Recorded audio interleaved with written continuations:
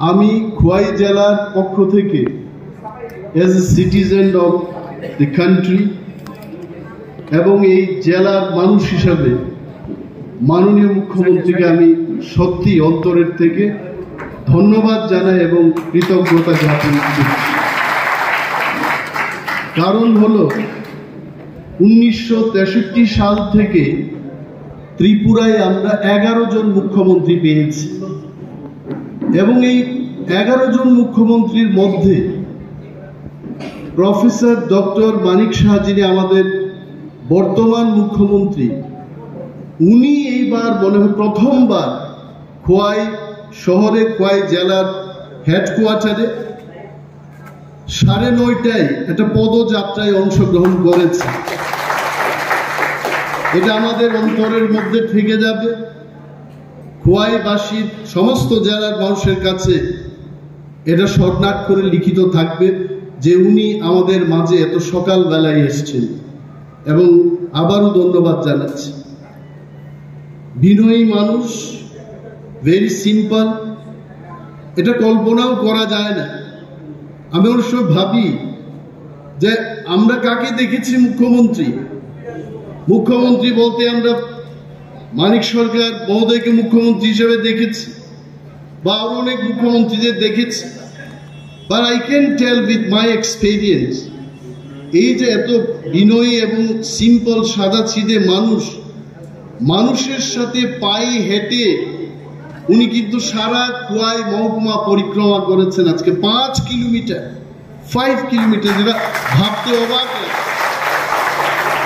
এবং তারপরেও কিন্তু উনি সুস্থ। উনি আমাকে বলছেন যে অনিমেষ বাবু, আমি খোয়াইবারই প্রথম 5 কিলোমিটার হাঁটিনি, আমি ক্রস কান্ট্রি দৌড় প্রতিযোগিতায় কল্যাণপুরে এসেছি। বিশাল জিনিস।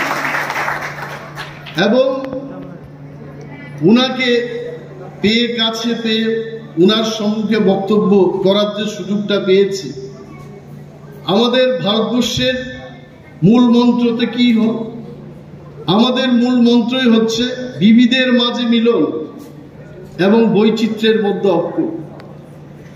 আমি আগেও ছিলাম এই কল্যাণপুরের অনেক মানুষ, আমি জানি আমাকে অনেকেই করমর্দন করতে আপনারা আসলেন, বলছেন যে অনিরুদ্ধা কেমন আছে। বৈচিত্র্যের মধ্যে ঐক্য এবং বিবিধের মাঝে যে মিলন, এটা দেশের প্রধানমন্ত্রী নরেন্দ্র মোদীজি আরো এই স্লোগানটাকে করেছেন। উনি বলছেন যে এক ভারত শ্রেষ্ঠ ভারত। আমাদের অনেকেই প্রশ্ন করে তিপ্রা মধা বিজেপির সাথে হাত মিলিয়েছে, কেন মেলাবো না? বাধা কোথায়? দেশের প্রধানমন্ত্রী, দেশের স্বরাষ্ট্রমন্ত্রী যখন বলছেন যে সবকা সাথ সবকা বিকাশ সবকা বিশ্বাস দরকার, যখন ওরা বলছেন পিছিয়ে পড়া মানুষ, তিপ্রাসা সহ অন্যান্য অংশের মানুষকে নিয়ে শ্রেষ্ঠ ভারত গড়তে চান, সেখানে আমরা কেন আসবো না? অনেকে আমাদের প্রার্থীকে নিয়ে বলছে উনি বহিরাগত। আমি বিরোধীদের বলবো এই মঞ্চ থেকে, রাহুল গান্ধীজি দিল্লি থেকে উনি উত্তরপ্রদেশে গিয়ে ভোটে নির্বাচন লড়তে পারেন, কেরালায় গিয়ে উনি লড়তে পারেন, আর আমাদের প্রার্থীকে বলছে বহিরাগত। উনি আমাদের মহারাজের কন্যা, কিরিট বিক্রম দেববর্মনের কন্যা, বলছে যে এই কীর্তি সিং দেবী কি আসল দেববর্মা না নকল দেববর্মা? আমি বুঝলাম না ব্যাপারটা। অনিমেষ দেববর্মা কি করে দেববর্মা হলো? কারণ বাবা দেববর্মা। প্রফেসর ডক্টর মানিক শাহ কি করে শাহ হলো? উনার বাবা শাহ, সম্মানীয় ML শাহ, আমরা সবাই জানি। উনার ছেলে হিসেবে উনি শাহ। তো দেববর্মার মেয়ে কি দেববর্মা হবে না? এই যে কতগুলি কথা নিয়ে তারা বলছে যে এই প্রার্থী বহিরাগত, উনি বহিরাগত না, উনি এই ত্রিপুরা রাজ্যের মহারাজার গোরের কন্যা। উনাকে আমরা সম্মান করি এবং সম্মান দেব। আর এই কথা আজকে এই হাউসের মধ্যে, এই হলের মধ্যে বলতে চাই। যে ওরা বলছে ওনাকে ভোট দিয়ে কি হবে। বামেদের আমি বলছি, বাজু বনরিয়াংকে 25 বছর আমরা বিনা শর্তে আমরা ভোট দিয়েছি। সিপিএম এর এমপিদের আমরা ভোট দিয়েছি। ওনারা কি করেছেন আপনারা সবাই দেখেছেন, এবং আন্দোলনই করেছে ওরা। মুখ্যমন্ত্রী যে আমাকে বলেন, অনিমেষ বাবু, তাদের আন্দোলনের কোনো এক সময় আমিও 1-2 মাস আন্দোলন করেছি ওনাদের সাথে। ওনাদের ফাঁদে পা দেবেন না। উনি আমাকে বলেছেন, আপনি আমার ভাইয়ের মতো, আপনাকে বলছি বামেদের ফাঁদে পা দেবেন না। আমি বললাম কেন? বলছে ওরা নানা ষড়যন্ত্র করতে পারে। আপনাকে ভালো বলবে, আমার পার্টির মধ্যে, বিজেপির মধ্যে, টিপ্রামথার মধ্যে কে ভালো লোক তারা ঠিক করে দেবে, তারা প্রার্থী ঠিক করে দেবে। হ্যাঁ, আর আমাদের প্রার্থী আমরা নিজেরাই ঠিক করতে পারবো না। কিন্তু একটা কথা সত্য, টিপ্রামথা, বিজেপি এবং আইপিএফটির মধ্যে যখন এই সমঝোতায় সমন্বয় হলো, এদের পায়ের তলার মাটি নেই, এরা বুঝতে পেরেছে। কেন আমি বলছি? ত্রিপুরার পূর্বতন মুখ্যমন্ত্রী মানিক সরকার, আমি সম্মান দিয়ে বলছি, উনি কিন্তু নাস্তিক। উনার উইকিপিডিয়াতে লিখেছেন অ্যাথেইস্ট। অ্যাথেইস্ট কথার অর্থ হচ্ছে ধর্মে বিশ্বাস করি না, স্বর্গ নরকে বিশ্বাস করি না, এই জীবনটাই শেষ জীবন। এইটাই হচ্ছে নাস্তিকের সূত্র। কিছুদিন আগে বক্তৃতা করতে গিয়ে বলেছেন যে আমি তো আর বেশি দিন বাঁচবো না, আমি যখন স্বর্গে যাব আমি কি কি কাজ করেছি আমি বলতে পারবো।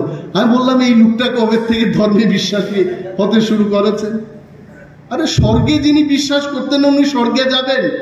আমি ওই লোকটাকে বললাম, যে লোকটা আমাকে দেখিয়েছে, বললাম উনি যা যা কাজ করেছেন 20 বছরে, ঈশ্বর ভগবান স্বর্গের গেটটা বন্ধ রেখে বলবে তুমি বাইরেই থাকো, এখানে তোমার ঢোকার কোনো রাস্তা নেই। কেন জানেন? আমি মানিক বাবুকে শ্রদ্ধা দিয়ে, আমাদের মুখ্যমন্ত্রী মানিক বাবু না, পূর্বতন মুখ্যমন্ত্রী মানিক সরকারকে বলছি, স্বর্গে যাওয়ার দরকার নেই আপনার। আপনি পৃথিবীতে যা যা করেছেন, আপনার সেই কাজের ফল 10,323 জন লোকের চাকরি শেষ হয়ে গেছে। তারপরে বলবেন উনি ভালো কাজ করেছে। যেখানে কমিউনিস্ট, আমি আপনারা তো সচেতন নাগরিক, বিশিষ্ট নাগরিক, যেখানে কমিউনিস্ট এখানে কিন্তু বিভাজন। এরা মানুষের মধ্যে ভেজালটা লাগাবে, রাজনীতি করবে। খোয়াই জেলার মধ্যে মহকুমায় আমরা কি দেখেছি? 97 সালের কথা আপনারা ভুলতে পারবেন? আমাদের টিপ্রা এবং বাঙালিদের মধ্যে সন্দেহের সৃষ্টি করিয়ে অনেক ব্যবসায়ীর ক্ষতি হয়েছে। আমি বলছি, এই হলের মধ্যে অনেক ব্যবসায়ীরা থাকতে পারে। টিপ্রারা ভয়ে আসতে পারতো না খোয়াই, কল্যাণপুর। এটা কাদের সৃষ্টি ছিল? এবং তাদের যে 35 বছরের শাসনে আমরা 80 জুনের দাঙ্গা দেখেছি, এটা ভুলে যাবেন না। আর আজকে ত্রিপুরায় ভারতীয় জনতা পার্টির নেতৃত্বে যখন সরকারটা হলো, তারা বলতে পারবে একটা দাঙ্গা হয়েছে ত্রিপুরায়। আর যতদিন ভারতীয় জনতা পার্টি এবং তার সহযোগীদের সরকার থাকবে, ত্রিপুরা রাজ্যে জাতি উপজাতি ত্রিপুরাদের মধ্যে আর দাঙ্গাও হবে না। তাই কেন যাব? এই যে কথাই বললে হবে যে আমরা করছি, গরিবের সাথে করছি, লড়াই চাই, লড়াই করে বাঁচতে চাই। আর এমন লড়াইটা করাইছেন, ধনী মানুষ গরিব হয়ে আর বাড়ির বাইরে যাওয়ার কোনো টাকা নাই। বুলুদা এটা ভালোই জানে। বুলুদার সাথে আমাদের দীর্ঘদিনের রাজনীতি। এই লড়াই আমরা চাই না। আমাদের লড়াইটা হবে সবাই যেন ভালোভাবে থাকতে পারে, গরিব মানুষ যেন সরকারের সুবিধা পায়, মানুষ যেন কথা বলতে পারে আমাদের এমপির সাথে। আগে কি আপনারা দেখেছেন যে এত বছর 50 বছর কংগ্রেসের সরকার ছিল ভারতবর্ষের মধ্যে, মন্ত্রী এমপিদের আসতে দেখেছেন আপনারা? তখন আসতেন না, তারা সবাই বড় লোক। আর আজকে ভারতীয় জনতা পার্টি নরেন্দ্র মোদীজির নেতৃত্বে যখন কেন্দ্রের সরকারটা গঠন হলো, ত্রিপুরা রাজ্যের মধ্যে প্রতি মাসে কোনো না কোনো কেন্দ্রীয় মন্ত্রী ত্রিপুরা রাজ্যে আসছেন মানুষের খবর নেওয়ার জন্য। এই হচ্ছে নরেন্দ্র মোদীজির সরকার। আমি বিশেষ বক্তৃতা করবো না, কারণ মাননীয় মুখ্যমন্ত্রী আরো প্রোগ্রাম আছে। আর আপনারা যারা বইয়ে বক্তৃতা শুনতেছেন, আমরা তো বক্তৃতা দিতে দিতে আমরা মজা পামু, কিন্তু আপনাদের তো ফ্যান নাই, কিচ্ছু নাই, আপনারা কেমনে বক্তৃতা শুনবেন? আরেকদিন আসবো, আমরা লোকালি প্রোগ্রাম করব, বিভিন্ন জায়গায় বক্তব্য করব, কিন্তু আমাদের একটাই স্বপ্ন থাকতে হবে। এবার মোদিজি কইছেন, ভারতীয় জনতা পার্টির সমস্ত শীর্ষ নেতৃত্বরা, এনডিএ জোটের নেতৃত্বরা বলছেন ইসবার 400 পার। আমি বলবো, এই যে 400টা সিটের মধ্যে আমাদের পূর্ব ত্রিপুরার সিটটা প্রথম নাম্বার 1 থাকা উচিত। আরে এক দুই তো 400 হইব, এক দুই কইরা গুইনেই তো 400 হইব। আর এই 1 নম্বর সিটটা থাকবে আমাদের মহারানী প্রীতি সিং দেববর্মার সিটটা। এবং মাননীয় মুখ্যমন্ত্রীকে মঞ্চের মধ্যে আমি এজ এ পলিটিক্যাল অ্যাক্টিভিস্ট আমি আশ্বস্ত করছি, আপনাকে কথা দিচ্ছি, খোয়াই জেলা পিছিয়ে থাকবে না, রাজ্যের মধ্যে আমরা এগিয়েই থাকব, আমরা বলব। এবং তারা বলে, টিপরামথাদের বলে বিশেষভাবে, টিপরামথা করেন, পদ্ম ফুলে ভোট দিবেন। আমি বললাম, সমস্ত অংশের মানুষের উন্নয়নের জন্য আমাদের কেন্দ্রীয় সরকারের সাথে একটা চুক্তি হয়েছে, কেন আমরা টিপরামথা করে আমরা পদ্ম ফুলে ভোট দেব না? আর পূর্বতন মুখ্যমন্ত্রী মানিক সরকার, যিনি কংগ্রেসকে গালাগাল করতেন 35 বছর, উনিও তো হাত সিম্বলে ভোট দেবেন। উনি বিনা শর্তে যদি কংগ্রেসকে ভোট দিতে পারে, টিপরামথা, ত্রিপুরার উন্নয়নের জন্য, ত্রিপুরার উন্নয়নের জন্য আমরা কেন বিজেপিকে ভোট দেব না? আমরা অবশ্যই ভোট দেব, আপনারা বলুন। এবং লক্ষ লক্ষ ভোটের ব্যবধানে এইবার আমাদের 2 প্রার্থীকে আমরা নির্বাচনে জয়লাভ করে মোদিজির চরণে আমরা সেই আমাদের প্রার্থীদের দিয়ে দেব, এই আমাদের উপহার। বিশেষ আর বলছি না, এইটুকু বলে আমি সবাইকে ধন্যবাদ জানিয়ে আমার বক্তব্য শেষ করছি। জয় হিন্দ, নমস্কার।